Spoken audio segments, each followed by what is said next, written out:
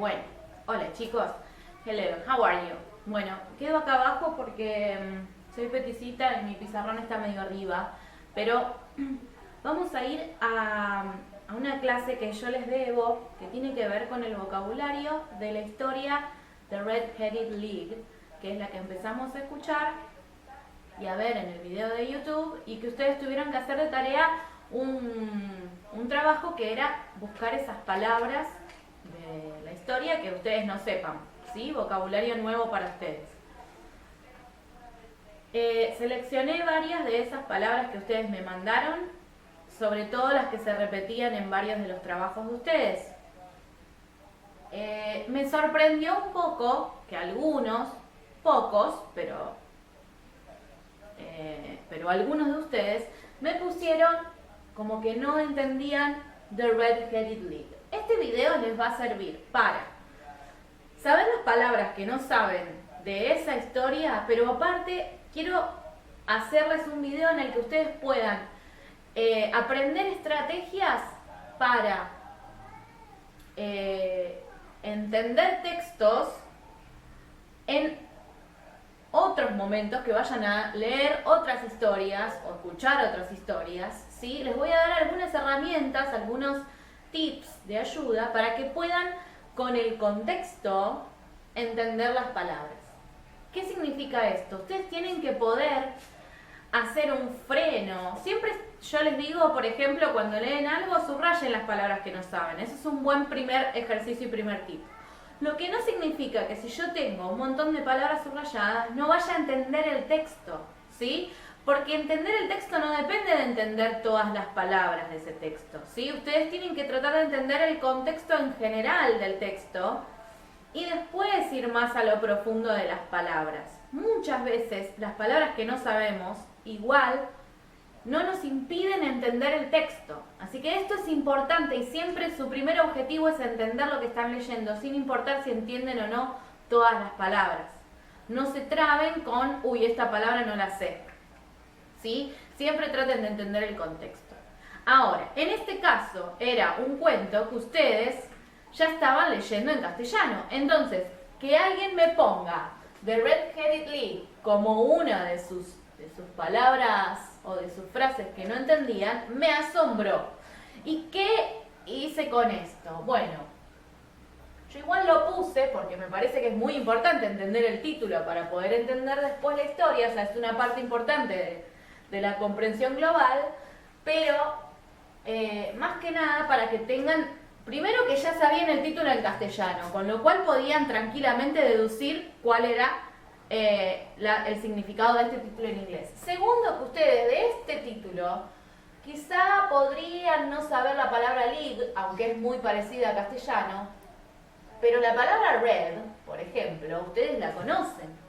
Sí, no es una palabra nueva, es un color que aprendieron cuando estaban en primer grado. Después tenemos, combinado con red, otra palabra, que si se fijan también es una palabra a su vez combinada. Fíjense que está formada por head, que es esta palabra que ustedes también ya saben. Entonces, si ustedes pueden, cuando se encuentran con una palabra que no conocen, pueden ir desmenuzándola de esta manera. Algunas palabras tienen esa posibilidad y otras no.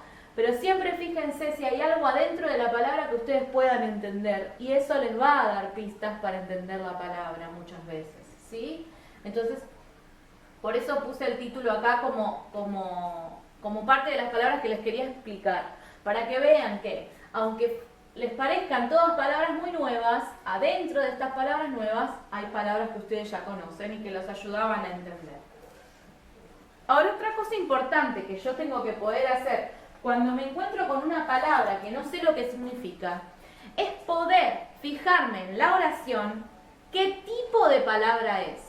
¿Sí? ¿Qué significa esto? Bueno, ustedes van a tener diferentes tipos de palabras. Pueden ser nouns, pueden ser adverbs, pueden ser adjectives o pueden ser verbs. ¿Sí? Todos este tipo de palabras, ustedes calculo que ya en castellano saben lo que son cada una, por ahí no saben la traducción. Nouns son sustantivos, ¿sí? Dependiendo en qué lugar de la oración está la palabra que yo no sé, me voy a dar cuenta si es un sustantivo o no. muchísimos me pusieron la palabra laborer y yo les puse acá worker como un sinónimo, una palabra parecida. Y lo mismo pasó con la palabra job, estaba en muchos de sus trabajos. Job es parecido a es work, como sustantivo, o sea, trabajo, ¿sí? Laborer es como worker, que es un sustantivo, pero es una persona, ¿sí? Es un trabajador. ¿Lo ven? Bien. Tenemos newspaper e ink. Estos son dos sustantivos que yo quiero y les voy a dar de tarea que van a buscar en un Picture Dictionary. ¿Qué es un Picture Dictionary? Yo se los voy a poner abajo, el link de un Picture Dictionary que encontré. Cuando ustedes tienen sustantivos, sobre todo los sustantivos que son objetos, lo pueden buscar en un Picture Dictionary online y lo que va a estar buenísimo de esto es que les va a aparecer la palabra y el dibujo o la foto, ¿sí? Porque a veces lo que hace el traductor de Google es que no me es muy fiel con las traducciones. Ahora les voy a decir qué pasa con el traductor y cuándo usarlo. Yo no digo que no usen el traductor de Google, lo pueden usar como herramienta, pero sí tienen que hacer un poco este análisis de los tipos de palabras para poder estar más cerca de la definición, porque a veces el traductor de Google me tira cualquier verdura y yo lo tomo como bueno. Eso no lo tienen que hacer. Usen el traductor, pero para algunas palabras específicas y también para analizar ciertas cosas. Si ustedes se dan cuenta por el tipo de oración que es un sustantivo y que, sobre todo que ese sustantivo es un objeto, estas palabras son mucho más fáciles de traducir. O bien en un Picture Dictionary, que yo prefiero, o bien en el traductor de Google.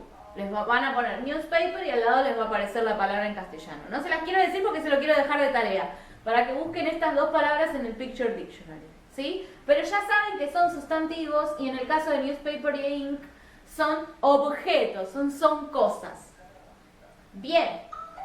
Después tenemos más tipos de palabras. Los adverbios.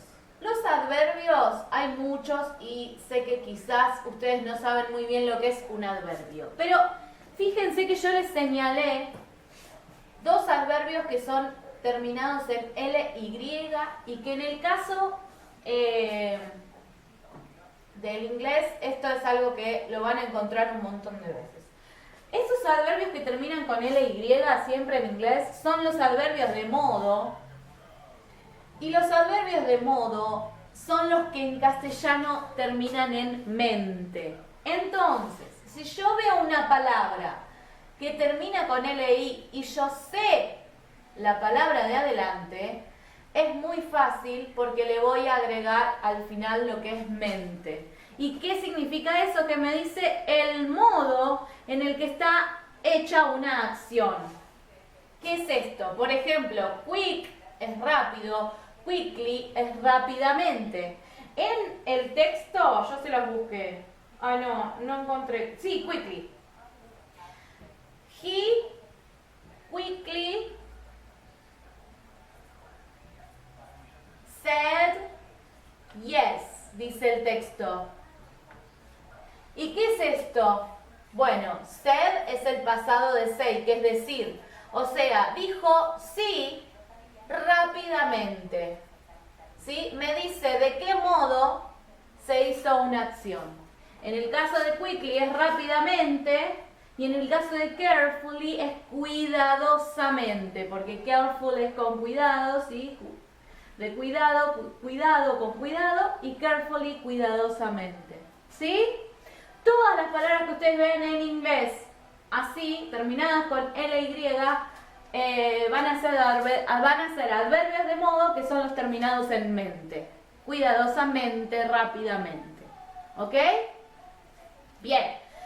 O sea, esto es un buenísimo dato para, por ejemplo, usar el traductor. Si ustedes tienen una palabra que termina en ly y la buscan en el traductor y les aparece terminadamente, va a estar bien. O sáquenle la y y fíjense si ustedes conocen la palabra que está adelante. Si ustedes la conocen, ya agregándole el mente al final van a saber lo que significa en inglés. ¿Bien? ¿Hasta acá vamos? Es un montón de información, ya sé. Así que vamos a hacer una pausa y ahora continuamos.